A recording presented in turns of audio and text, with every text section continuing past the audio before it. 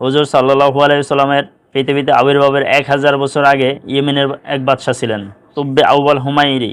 তিনি একবার সিউ রাজ্য পরিভ্রমণে বের হয়েছিলেন। তার সাথে ছিল হাজার আলেম ও হাকিম, 1,32,000 এবং 1,13,000 পদাতিক সিপাহী। এমন শান শকতে বের হয়ে যেত।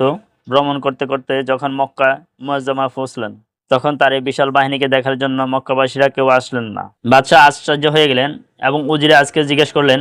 উজির ওনাকে জানালেন, এই শহরে এমন একটি ঘর আছে যাকে বাইতুল্লাহ বলা হয়। এই ঘর ও এক ঘরের খাদেমগণ ও এখানকার বাসিন্দাগণকে পৃথিবীর সমস্ত লোক সীমাহীন সম্মান করে।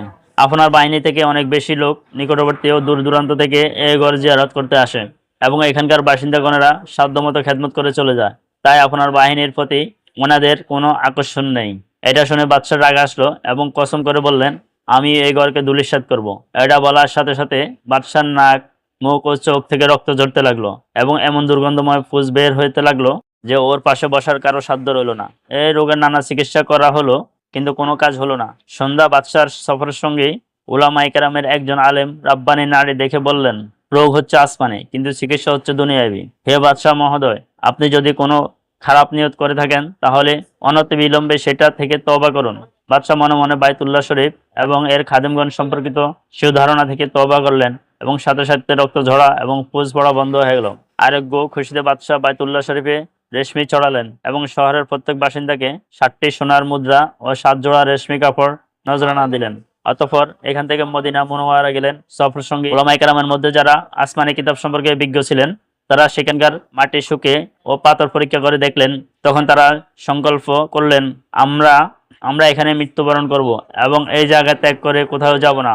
আমাদেরও কিসমত যদি ভালো হয় তাহলে কোনো এক সময় শেষ নবী তাশরিফ আনলে আমরা সাক্ষাৎ করার সৌভাগ্য লাভ করব। অন্যথায় কোনো এক সময় তার পবিত্র জুতার ধুলি উড়ে আমাদের কবরের নিকট নিশ্চয় পতিত হবে, যা আমাদের নাজাতের জন্য যথেষ্ট। এটা শুনে বাদশাহ ও সব ওলামায়গণের জন্য 400 ঘর তৈরি করলেন এবং সেই আলেম রাব্বানির ঘরের কাছে হুজুর সাল্লাল্লাহু আলাইহি সাল্লামের উদ্দেশ্যে দোতলা বিশিষ্ট একটি উন্নত ঘর তৈরি করালেন এবং ওসিয়ত করলেন যে যখন তিনি অর্থাৎ রাসূল সাল্লাল্লাহু আলাইহি সাল্লামের তাশরিফ আনবেন তখন এই ঘর যেন তার আরামগাহ হয়। ওই 400 আলেমকে যথেষ্ট আর্থিক সাহায্য করলেন এবং বললেন, আপনারা এখানে স্থায়ীভাবে থাকুন। অতঃপর সে বড় আলেম রাব্বানিকে একটি চিঠি লিখে দিলেন, আমার এই চিঠি শেষ নবীর খেদমতে পেশ করবেন। যদি আপনার জিন্দিগিতে হুজুর সাল্লাল্লাহু আলাইহি সাল্লামের আবির্ভাব না ঘটে তাহলে আপনার বংশধরকে ওসিয়ত করে যাবেন যেন আমার এই চিঠিখানা বংশানুক্রমে হেফাজত করা হয়, যাতে শেষ পর্যন্ত শেষ নবীর খেদমতে পেশ করা যায়। এরপর বাদশাহ দেশে ফিরেও গেলেন।